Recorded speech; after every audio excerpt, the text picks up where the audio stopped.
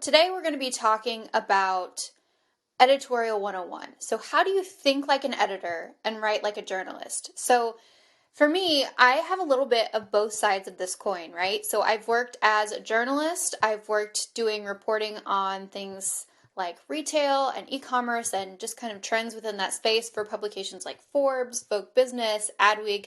But then I've also been on the content production side where I've worked for software companies and e-commerce platforms and helping them create blog content or articles that also kind of follow this journalistic approach but have more of an educational sales tie, right, to the larger big picture effort within a company. So what we're going to talk about today is how do content professionals kind of adapt this media mindset of thinking like an editor, writing like a journalist, and really kind of taking that reported style approach to content creation. So before we get into the nuts and bolts of how to do that, the first thing I want to talk about is why do it? Why does this matter?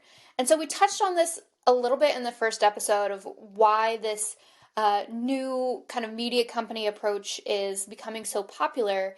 But today we're going to get into the weeds a little bit on how do you start to act on this? How does this look in practice? So first, starting at the why do it question, right? We want to start there and just kind of get a foundation set for why this is important. So at a high level, a couple of things this type of approach helps you do when you're creating content. Number one, it helps you better understand how to collect and organize information into a compelling story. So we all know that storytelling is important. We all know that this is critical to any type of writing that you're doing, but it's especially important when you're taking this media mindset. It also improves content creation, so what you're creating and building and writing is timely, it's relevant, it's credible, it's fact-checked. It'll improve your interviewing and question asking skills. It'll get you better at identifying unique story angles and good leads for your story. And it helps you develop that impartiality that allows you to present information as is. And again, this is going to help you build ethos, trust, authority with your audience. And this is something you want to do that if you're trying to build a media company or build a media arm to your content production, you need to have these kind of tenets of journalism built into what you're doing. So I think it's important to consider because journalists certainly understand how to collect and organize information and build that compelling story. Many of us also have experience interviewing experts, which helps us understand which questions to ask and what additional information might be needed. And it also ensures every piece of content is super relevant, it's super timely, and it's backed by credible sources. So journalism skills help with this planning phase as you're building ideas and you're kind of in the ideation phase. Over the course of researching, journalists often stumble upon new angles and ideas that can help differentiate their content, which is important because there's so much noise out there today you think about all the content that's produced every single day, and it's a sea of information, and you really need to be able to stand out. So this is particularly important to keep in mind and to act on this journalism mentality when you are writing for a niche where there's a lot of noise. Like I said, it's a crowded industry, and maybe the topic that you're considering writing about has already been covered quite a bit. You need to be able to say something new and bring something into the conversation, maybe connecting some dots that haven't been connected before. Journalists are also trained not to have an opinion or to insert their personal opinion and make the work appear biased unless they are, like a personal essayist or a columnist. If they're taking a news angle, they probably hopefully won't show a partiality towards their subject matter, right? So instead, they're going to present the information as is and then let the readers decide what to think. So coming from this content marketing background, a lot of this has traditionally been educational or how-to style. So this is a really different format that helps brands build authority, put a stake in the ground as thought leaders, and really take that reported approach to emerging patterns, trends, behaviors, themes. And a lot of teams are really going in this direction where they are trying to become more of a news hub rather than a knowledge base, if that makes sense. So less how-to and more, here's what's happening in our space, here's what you need to know. So at a high level, here are a few of the things that we're going to dive into. a couple of things you need to know as you work on building out this approach. You need to be able to answer who cares? Who cares about this story?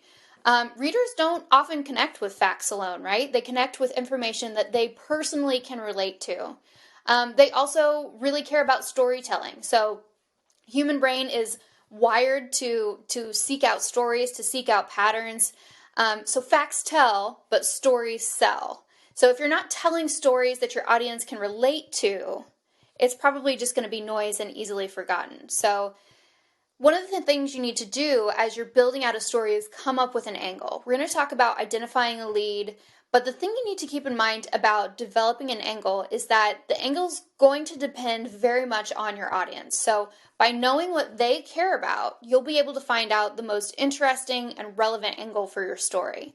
So your job as the writer or as the content creator is to guide them in the direction of your core message. So in the end, your angle or your story is what keeps readers beyond the hook. So things that work well when you're trying to do this. Connecting the dots when brands or companies or individuals do innovative things. Maybe this is around marketing, systems, partnerships, whatever it might be, connecting that to a larger industry-wide theme. There's also, you could look at behavioral shifts for a specific demographic. So maybe it's spending patterns amongst Gen Z or something like that as an example.